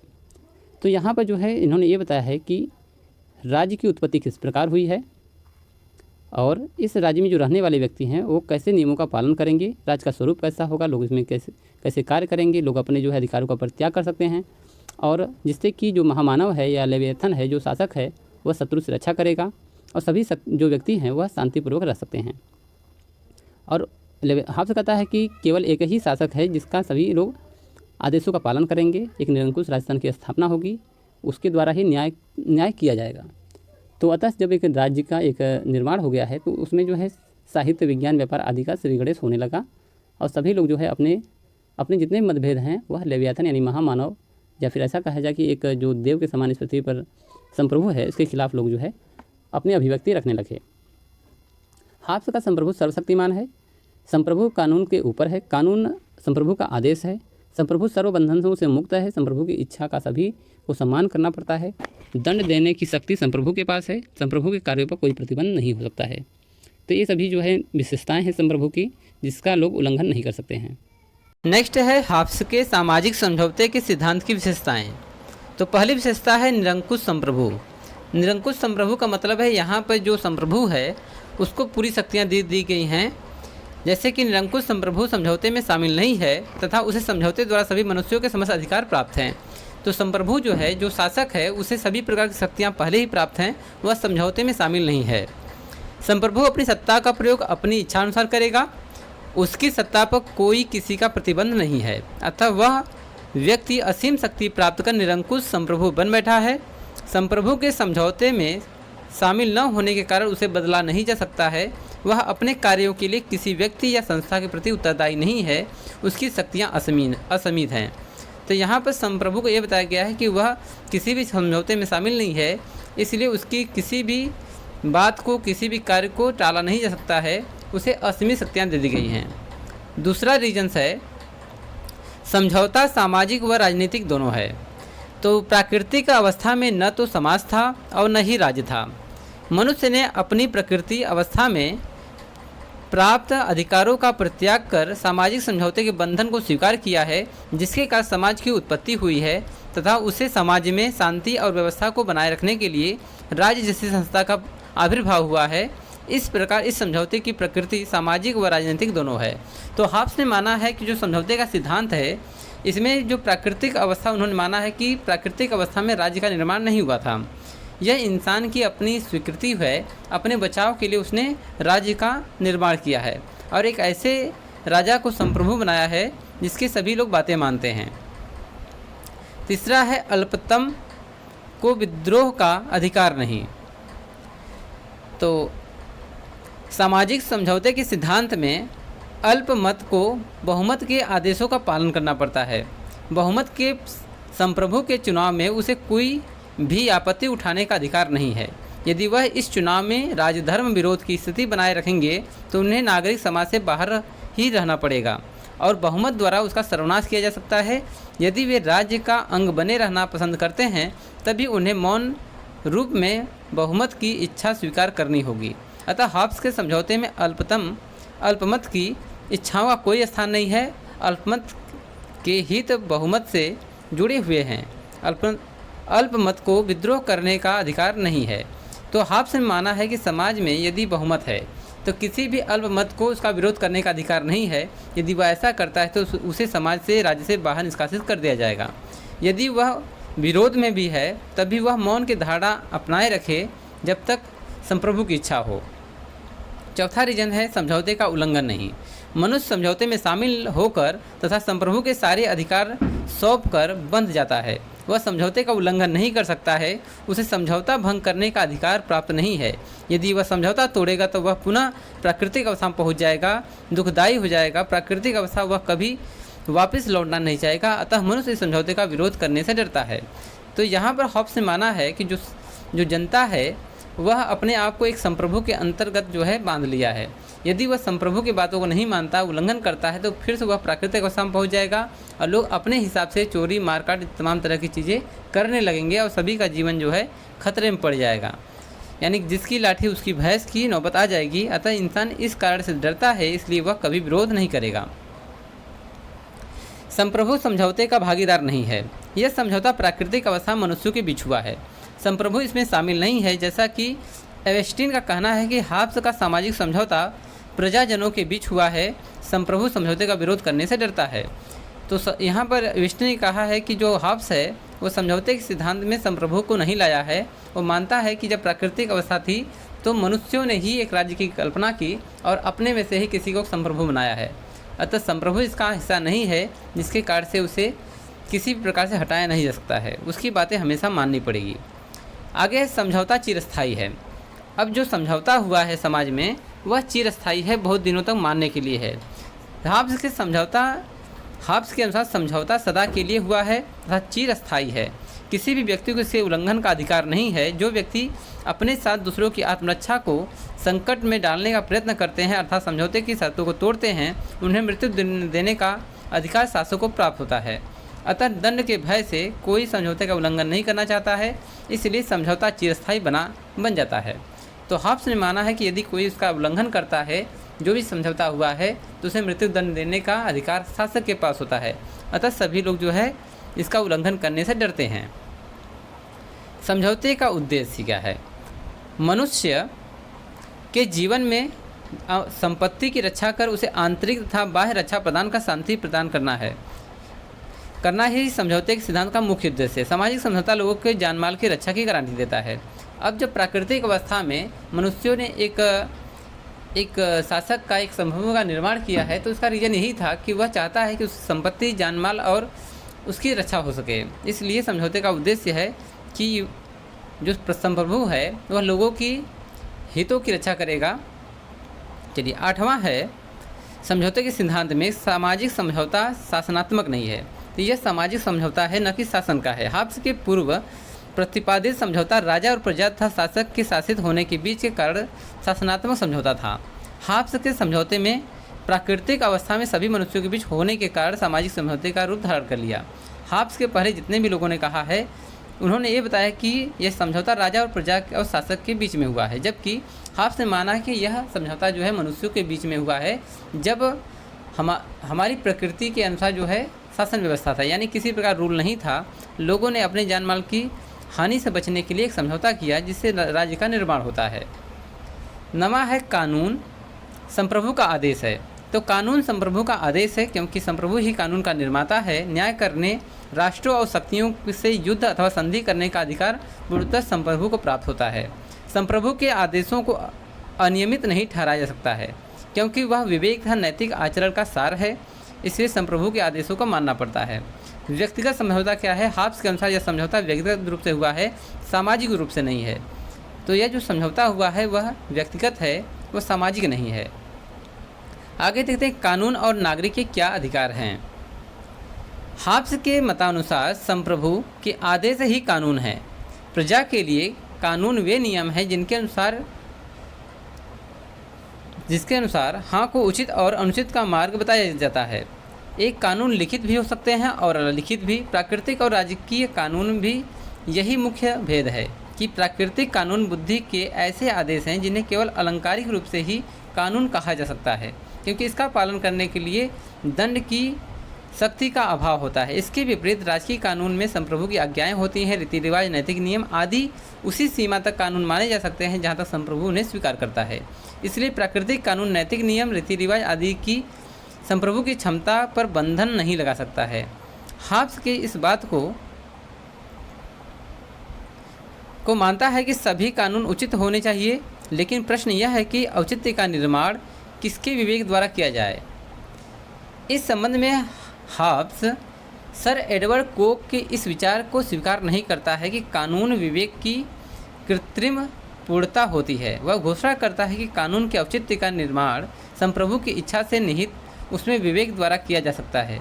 इस प्रकार हाब्स के अनुसार कानून का सार उसमें निहित शक्ति है। शक्ति के बिना कानून अर्थहीन और विडंबना मात्र है। इसलिए जहाँ पर शक्ति नहीं है वहाँ संप्रभु के कोई अधिकार नहीं है, वहाँ पर जो है राज्य का निर्माण कठिन हो जाता है। हाब्स के अनुसार व्यक्तियों द्वारा जीवन रक्षा हेतु राज्य का निर्माण किया गया है, अतः व्यक्तियों को जीवन रक्षा का अधिकार तो राज्य के विरुद्ध भी प्राप्त है, किंतु अन्य सभी अधिकार व्यक्तियों ने अनुबंधन द्वारा राज्य को समर्पित कर दिया है। अतः जो कुछ अधिकार या स्वतंत्रता राज्य नागरिकों को स्वेच्छा से दे, नागरिकों को केवल वे ही अधिकार प्राप्त हो सकते हैं। इसका अर्थ यह है कि नागरिकों के अधिकार कानून की सीमा के अंतर्गत ही संभव है, उसके बाहर कदापि नहीं। तो माना हाब्स कहता है कि यदि लोग चाहें तो इस राज्य के बाहर भी रह कर के अपनी जो है शक्ति का या फिर अपने जान माल की क्षति का अनुपालन कर सकता है, यानी कि एक ऐसे राज्य का निर्माण न करके भी वह सुरक्षित रह सकता है। परंतु यहाँ पर हुआ है अनुबंधन। अनुबंधन मतलब एक समझौता हुआ है जिसके माध्यम से राज्य या संप्रभु ही उनकी जान माल की सुरक्षा करेगा। हाब्स यह नहीं कहता है कि नागरिकों को अधिकार या स्वतंत्रता न दी जाए। इसका कहना है केवल यह कि अधिकार कानून द्वारा मर्यादित होनी चाहिए, अन्यथा व्यक्तियों के अधिकारों के पारस्परिक विरोध द्वारा शांति भंग हो जाएगी। वास्तव में हाब्स का यह कथन ठीक ही है, क्योंकि प्रत्येक देश में व्यक्तियों के अधिकार आज भी कानून द्वारा ही मर्यादित है और यह एक ध्रुव सत्य है। तो हाब्स मानता है कि नागरिकों को स्वतंत्रता दी जानी चाहिए, परंतु एक कानून के तहत। यदि उन्हें ज़्यादा स्वतंत्रता दी जाएगी तो वह मनमानी करेंगे और शांति भंग होगा। इस प्रकार हम कह सकते हैं कि आज के दिनों में भी ऐसी ही व्यवस्थाएं लागू है जैसा कि हाब्स ने चाहा है। अब देखते हैं कि राज्य तथा चर्च क्या है। हाब्स के समय में सत्ता के लिए राज्य तथा चर्च के पारस्परिक विवाद अत्यंत तीव्र और विद्यमान थे, और उन्होंने स्वयं अपनी आंखों से देखा था कि कैथोलिक और प्रोटेस्टेंट समुदायों के निरंतर और रक्तपात पूर्ण संघर्ष ने फ्रांस को नष्ट कर दिया और उसके देश की शांति भंग हो गई थी। जैसा कि हमने शुरू में बताया है कि उसमें कैथोलिक और प्रोटेस्टेंट जो धर्म थे उनमें आपस में हमेशा मारपीट हुआ करता था। सांसारिक सत्ता के लिए धर्म गुरुओं के इस प्रकार के संघर्ष में लिप्त देखकर इस पादरी पुत्र के मन में धर्म के प्रति वितृष्णा उत्पन्न हो गई और उसने इस विश्वास को अपना लिया कि अराजकता तथा अव्यवस्था का सबसे बड़ा कारण चर्च के पादरियों का यह दावा है कि उन्हें यह निर्धारित करने का अंतर्निहित अधिकार प्राप्त है कि किस प्रकार के धार्मिक सिद्धांतों की शिक्षा दी जाए, चर्च किस प्रकार का अनुशासन अपनाए और उन्हें उन शासकों के विरुद्ध विद्रोह करने तथा उन्हें पदच्युत करने का अधिकार हो जो उसकी शक्ति के सामने न झुके। तो यहाँ पर यह बताने की कोशिश किया गया कि जो चर्च था उनके पास भी असीमित शक्ति हुआ करती थी, जिससे वह किसी प्रकार के दंगे या फिर अपना एक पैरेलल शासन व्यवस्था चलाते थे। इस पृष्ठभूमि में उसने अपनी पुस्तक लेवाथियन में चर्च को पूर्ण रूप से राज्य के अधीन करने और इस प्रकार की मार्सिलियो द्वारा प्रारंभ की गई प्रक्रिया को पूर्ण करने का कार्य किया है। तो मार्सिलियो ने ये कहा है कि जो चर्च हैं वह राज्य के अधीन होने चाहिए, और इसी का ही प्रतिरूप मान सकते हैं कि हाब्स ने कहा है कि किसी भी चर्च को एक राज्य के अधीन होना चाहिए, न कि चर्च के एक सत्ता से बाहर। राज्य सत्ता तथा कानून के संबंध में हाब्स के द्वारा जो विचार व्यक्त किए गए हैं उन्हीं से स्पष्ट होता है कि उनकी विचारधारा में स्वाधीन और स्वतंत्र चर्च के लिए कोई स्थान नहीं है, और वास्तव में ऐसा ही है।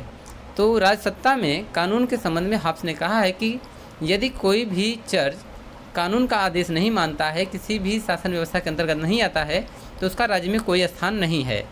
अपनी पुस्तक लेवाथियन में वह चर्च की परिभाषा करते हुए लिखता है कि चर्च ईसाई धर्म में विश्वास करने वाले व्यक्तियों का एक संघ है जो एक संप्रभु के अधीन संगठित है और संप्रभु की आज्ञा से ही अपना सम्मेलन कर सकता है। अब देखते हैं कि सर्वश्रेष्ठ शासन व्यवस्था क्या है। जैसा कि अरस्तु और प्लेटो ने कहा है कि संप्रभुता के कितने व्यक्तियों के हाथ में नहीं थे, इस आधार पर हॉब्स ने सत्ता को 3 भेद बताए हैं। राजतंत्र, जिसमें एक राजा का शासन होता है। कुलीन तंत्र में एक रईस या फिर अमीर लोगों का संघ राज्य करता है। प्रजातंत्र में जो है प्रजा का मतलब कि कानून व्यवस्था बनाई जाती है, जिससे कि प्रजा के द्वारा शासन व्यवस्था चलाया जाता है। इस लोक कल्याण और सार्वजनिक हित की दृष्टि में कुलीन तंत्र और प्रजातंत्र को ठीक नहीं समझता। उसका विचार है कि इन दोनों को शासन व्यवस्थाओं में राज्य के मुख्य लक्षण यानी कि जो शांति व्यवस्था को रक्षा भली भांति नहीं हो सकती है, क्योंकि हॉब्स जानता है कि जब लोकतंत्र रहेगा या प्रजातंत्र रहेगा, कुलीन तंत्र रहेगा, तो किसी भी प्रकार का जो है शांति नहीं हो सकती है। तब वह चाहता है कि राज्य व्यवस्था हो, राज्य सत्ता हो, जिससे कि उसके हाथों में पूरी ताकत हो और वहाँ पर शांति कायम की जा सकती है। क्योंकि कहता है कुलीन तंत्र में तो शासक वर्ग के व्यक्तियों में निरंतर संघर्ष चलता रहता है और प्रजातंत्र में अनेक व्यक्ति अपने स्वार्थों के लिए निरंतर संघर्ष करते रहते हैं, इसलिए शांति संभव नहीं है। इन दोनों शासन व्यवस्थाओं की तुलना में राजतंत्र श्रेष्ठ होता है, क्योंकि राजतंत्र में संप्रभुता के लिए संघर्ष होने का कोई प्रश्न नहीं उठता है। समस्त संप्रभुता राजा में ही निहित होती है। हॉब्स यह मानता है कि मानव होने के नाते अन्य मनुष्यों की भांति राजा भी स्वार्थी हो सकता है, परंतु उसका विचार है कि एक व्यक्ति की स्वार्थपरकता अनेक व्यक्तियों की स्वार्थपरकता से काफ़ी कम होती है और हानिकारक भी कम होती है। इसके अतिरिक्त राजा अपने स्वार्थों और प्रजा के हितों के बीच अपेक्षाकृत जल्दी सामंजस्य स्थापित कर सकता है, क्योंकि जनता का लाभ राजा का लाभ होता है। अब देखते हैं कि हॉब्स की विचारधारा में व्यक्तिवाद क्या है। हॉब्स ने जहां एक और निरंकुश और असीमित संप्रभुता का प्रतिपादन किया है, वहीं दूसरी ओर उसकी विचारधारा में व्यक्तिवाद के प्रति स्पष्ट और प्रबल दर्शन होते हैं। यह बात असंगतिपूर्ण लगने पर भी वस्तुतः पूर्णतः सत्य है। व्यक्तिवाद की मूल धारणा यह है कि जितने भी संघ, समुदाय, अन्य संस्थाएं या फिर राज्य हैं, वे व्यक्तियों द्वारा निर्मित हैं। व्यक्ति ही उनकी इकाई है और ये सब अपने में सम्मिलित व्यक्तियों के अधिक या भिन्न कुछ भी नहीं है। इस दृष्टिकोण से व्यक्ति साध्य है और साध्य और राज्य साधन मात्र है। वो मानता है कि जो व्यक्ति है वह राज्य में एक विशेष है, क्योंकि राज्य जो है साधन है, मनुष्य एक साध्य है। अतः व्यक्ति की बुराई भलाई सुख दुख आदि को राज्य और अन्य समुदाय की बुराई भलाई या सुख दुख समझना चाहिए। इस दृश्य में हॉब्स पूर्ण व्यक्तिवादी है। डनिंग ने इस संबंध में लिखा है कि हॉब्स के सिद्धांत में राज्य की शक्ति का उत्कर्ष होते हुए भी उसका मूल आधार पूर्ण रूप से व्यक्तिवादी है। हॉब्स की विचारधारा में व्यक्तिवाद निम्न रूपों में देखा जा सकता है। पहला है, राज्य साधन है, व्यक्ति साध्य है। हॉब्स का दर्शन देखने से तो राज्यवादी प्रतीत होता है, लेकिन उसके चिंतन के अंतरंग भाग में व्यक्तिवादी है। इसलिए वह व्यक्ति को साध्य मानता है और राज्य को साधन मानता है। हॉब्स के अनुसार व्यक्ति की स्वार्थ सिद्धि का साधन मात्र है। हॉब्स के अनुसार निश्चित उद्देश्यों की पूर्ति के लिए व्यक्ति को ने राज्य का निर्माण किया है, और यदि राज्य उन उद्देश्यों की पूर्ति करने में असमर्थ होता है तो उस राज्य की न तो कोई उपयोगिता है और न ही कोई महत्व। इसलिए हॉब्स एक व्यक्तिवादी के रूप में राज्य को साधन और व्यक्ति को साध्य मानता है। दूसरा है, चिंतन का केंद्र व्यक्ति है। हॉब्स व्यक्ति को मूल इकाई मानता है। व्यक्ति ही उसके संपूर्ण राजनीतिक चिंतन का केंद्र बिंदु है। समाज एक प्राकृतिक स्वाभाविक संस्था नहीं है, अपितु व्यक्तियों का समूह मात्र है। यद्यपि हॉब्स ने मानव प्रकृति का एक पक्षी चित्रण किया है तथा अपने व्यक्ति के दुर्गुणों पर प्रकाश डाला है, परंतु उसने व्यक्तिवाद की परंपरा के अनुसार ही राज्य की स्थापना का आधार व्यक्तियों को सहमति ही माना है। तो चिंतन का केंद्र व्यक्ति है, व्यक्तियों के द्वारा ही राज्य का निर्माण किया गया है। यह हॉब्स का मानना है कि उन्होंने समझौता किया और एक राज्य का निर्माण हुआ है।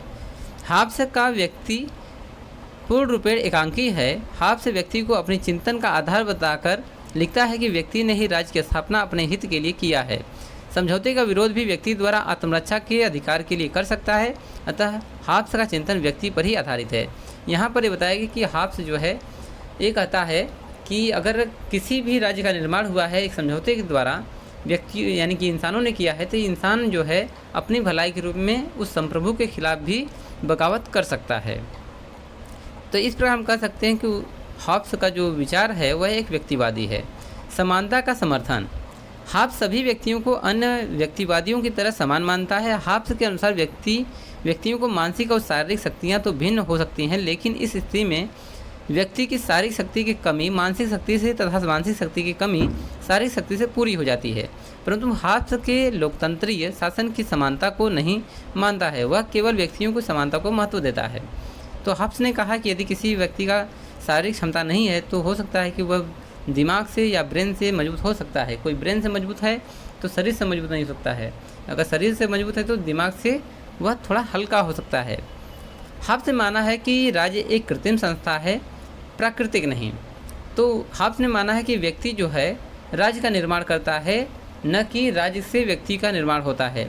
तो राज्य जो है एक कृत्रिम संस्था न होकर प्राकृतिक संस्था न होकर एक कृत्रिम संस्था है, इंसानों द्वारा बनाई गई संस्था है। आगे व्यक्तिवादी कार्य सिद्धांत का प्रतिपादन। हॉब्स द्वारा प्रतिपादित राज्य के निषेधात्मक कार्य व्यक्तिवादियों के अनुरूप है। राज्य का उद्देश्य यथार्थवादी है तथा भौतिक है। व्यक्ति की रक्षा के लिए आंतरिक शांति व्यवस्था, बाह्य आक्रमण से रक्षा, सुरक्षा संबंधी कार्य करना राज्य का उद्देश्य होता है। साथ ही हॉब्स व्यक्ति के जीवन पर कार्यों में राज्य के अनावश्यक हस्तक्षेप का विरोध करता है। हॉब्स के अनुसार कानून का उद्देश्य व्यक्ति के मात्र उन कार्यों पर प्रतिबंध लगाना है जो सार्वजनिक शांति व व्यवस्था को भंग करने वाले हो, न कि व्यक्ति के समस्त कार्यों को हस्तक्षेप करना। हॉब्स के अनुसार व्यक्ति की आत्मरक्षा के सिद्धांत के तहत विरोध करने का अधिकार इसलिए प्राप्त है कि संप्रभु आत्मरक्षा के अधिकार की सुरक्षा करने में असफल रहता है। चलिए 6 नंबर है व्यक्ति के शासन के विरोध का अधिकार। अब यहाँ पे महत्वपूर्ण है कि व्यक्ति की आत्मरक्षा का अधिकार संप्रभु को सौंपा गया है। प्राकृतिक अवस्था में मनुष्य ने इसी अधिकार सुरक्षित करने के लिए समझौता किया था। सारी शक्तियाँ संप्रभु को दे दी थी। यदि संप्रभु आत्मरक्षा करने का अधिकार को उल्लंघन करता है या इस प्रकार अधिकार की रक्षा करने में असमर्थ होता है तो ऐसी दशा में संप्रभु के आधारभूत दायित्व का पालन नहीं किया जा सकता है तथा व्यक्तियों को संप्रभु का विरोध करने का अधिकार है। वो मानता है कि यदि संप्रभु जो है शक्तियाँ जो दी गई हैं उसके तहत वह सुरक्षा नहीं कर पा रहा है तो संप्रभु के बातों का उल्लंघन किया जा सकता है। हॉब्स के अनुसार अपनी आत्मरक्षा के लिए व्यक्ति अपने सारे अधिकारों को परित्याग कर सकता है। संप्रभु को असीम सत्ता प्रदान करते हैं। यदि संप्रभु व्यक्ति को सुरक्षा प्रदान करने में असमर्थ है तो व्यक्तियों को उन संप्रभु के विरुद्ध क्रांति का अधिकार भी होता है। हॉब्स लिखता है कि प्रजा संप्रभु की आज्ञा उसी समय तक मानने के लिए बाध्य है जब तक कि उसमें प्रजा को सुरक्षा प्रदान करने की शक्ति है। इसलिए हॉब्स ने व्यक्ति के आत्मरक्षा के अधिकार का सर्वोच्च माना है, इसलिए यह अधिकार उसे व्यक्तिवादी सिद्ध करता है। उपयुक्त विवरण के आधार पर स्पष्ट है कि हॉब्स एक व्यक्तिवादी व्यक्ति है। सेबाइन लिखते हैं कि हॉब्स के दर्शन को क्रांतिकारी बनाने वाला उसका तत्व उसका व्यक्तिवाद है। हॉब्स व्यक्ति के हित का प्रबल समर्थक है। हॉब्स व्यक्ति को ही अपने संपूर्ण चिंतन का केंद्र मानता है। हॉब्स का निरंकुशवाद उसके व्यक्तिवाद का पूरक है। हॉब्स का सारा दर्शन व्यक्ति के भय आत्मरक्षा की भावना पर आधारित होने के कारण व्यक्तिवादी है। हॉब्स का व्यक्तिवाद बिल्कुल अप्रतिबंधित और पक्का है। हॉब्स का सुस्पष्ट व्यक्तिवाद ही उसके दर्शन का क्रांतिकारी बना देता है। तो इस प्रकार जो है हॉब्स ने व्यक्तिवाद के ऊपर बहुत सारे जो है लेख लिखे। तो मैं मानता हूँ कि आपको यह वीडियो पसंद आया होगा। धन्यवाद बच्चों।